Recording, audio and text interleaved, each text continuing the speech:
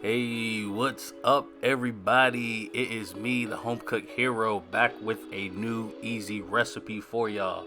So, y'all, in today's video, I am going to be showing y'all how to make fried banana pudding wontons with bananas Foster, which is basically some bananas cooked in brown sugar and butter with a little splash of rum. You got a little flambe action going on. So yeah, y'all, this is a really exciting video. I had a blast making this, y'all, and I'm going to show y'all step by step how to get this finished product.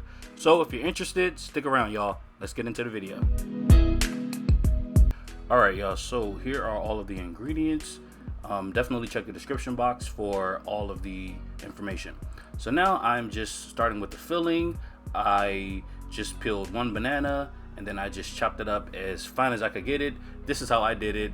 I just cut them all like in 1/4 inch thick slices, and then I just like diced them in half, or cut all of those in half, and then I basically just chopped it up as fine as I could get it, honestly. So now to the softened cream cheese, I'm adding in the banana that I just chopped up, adding in some nutmeg, some cinnamon. Then I'm also adding in some vanilla extract. I am lastly going in with some brown sugar, and it looks like it might be a lot, but it really isn't, because you have to remember that we have to flavor that cream cheese. We want that cream cheese to be kind of sweet. So after that, I just mixed it all up. I sped this part up because y'all know I always love mixing stuff up, probably overly so. But yeah, just make sure that you mix everything up good so all of the ingredients are evenly distributed throughout the mixture, because once you put them inside the wontons, you can't really change anything. So for the wontons, I used a wet paper towel just to keep over top of it so they would stay nice and moist. And I also had a small container of water on the side, and I just dabbed my finger in there once I put about a tablespoon of the mixture inside the wonton, and then I only dabbed it, like you see, on two of the edges, and then I just folded it over into like a triangle shape, and then just crimp down the edges. And you want to, or not crimp down, but press down the edges, or you could use a fork if you want to kind of crimp them down.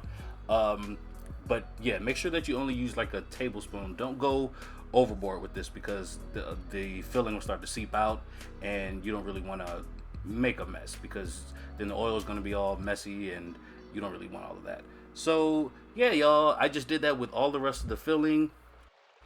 Then I gently placed each of the wontons into a pan with some oil I had heating up, and you want to make sure that you kind of place the wontons away from you. So just hold like one of the edges, and then kind of like drop it in the pan, and then push it towards the edge of the pan or away from you, just so it doesn't splash up on you, because it will definitely do that.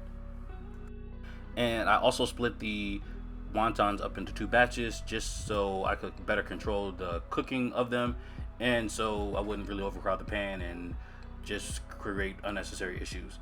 So yeah, for this right here, I'm just letting it cook on each side for like 2 minutes tops. You don't really want to overcook them, because there is sugar inside, and sugar will caramelize and kind of give it a burnt taste, even if it's not really burnt. So yeah, just be mindful of that. So after a couple of minutes on the first side, I am flipping it over, and you can already see the color started to develop.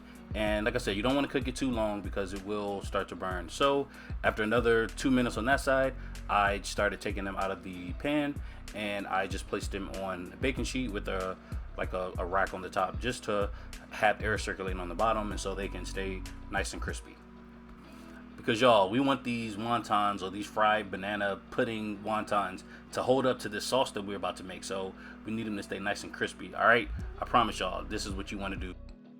All right, y'all, so to my favorite part of this dish, the banana Foster sauce. So to a whole stick of butter, yeah, a whole stick, I'm adding in some brown sugar, and I'm just kind of letting that melt on medium heat.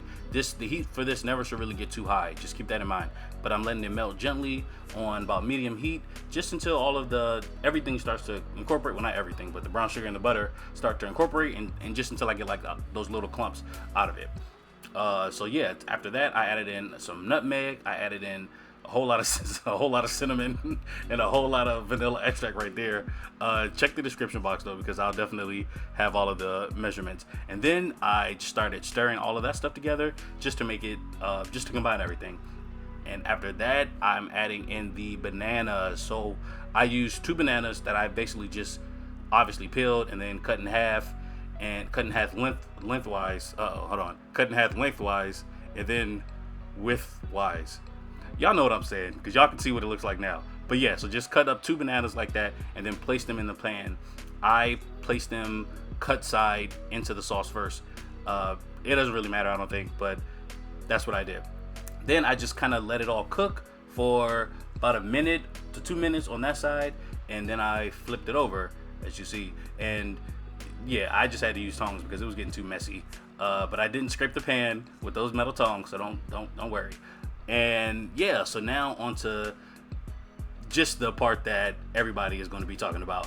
I added in the rum, and as you saw, I kind of moved all of this stuff to the opposite side of the pan from where I poured the rum at. And yeah, flambe. And yeah, that's kind of what I did. And I'm sorry it's a little out of frame, but I didn't want to burn up my camera, y'all. I'm sorry, I just didn't. So y'all, the flame will go out in like 30 seconds, so don't be worried about that. You won't really have to do anything. It'll go out on its own, and the sauce won't really taste like rum at all. You won't really taste the alcohol, but I think it's a necessary step. But if you want to leave it out, you can. So that's pretty much it for that sauce, y'all. Now I'm just going on to the plating. Yes, that's a whole lot of steam you see coming from that ice cream. My kitchen was hot. That day. So yeah, just excuse that. But you know, my freezer's working, obviously. So I'm now just putting in the fried banana pudding wontons, and I like to kind of use them just to dip in the ice cream, honestly. That's, to me, the best way to get all of the flavor, maximum flavor. But yeah, do it how you want to. You can serve it without ice cream. You can just serve it with the bananas Foster. So now I'm just finishing off the dish. I'm putting on some of that warm sauce all over top of the wontons and the bananas and the ice cream, and really just letting all the flavors marry. And y'all, the last thing, you cannot have banana pudding without, what is it? Yeah, vanilla wafers. So yeah, y'all, I really think I outdid myself with this one. What do y'all think? Let me know what y'all think. I thought this was a genius idea. But yeah, y'all, that's all I have for y'all today. So let me know what you thought of the video. And if you want to be notified whenever I post a new recipe video, you can definitely subscribe to my channel. All right, y'all, I'll see y'all in the next video.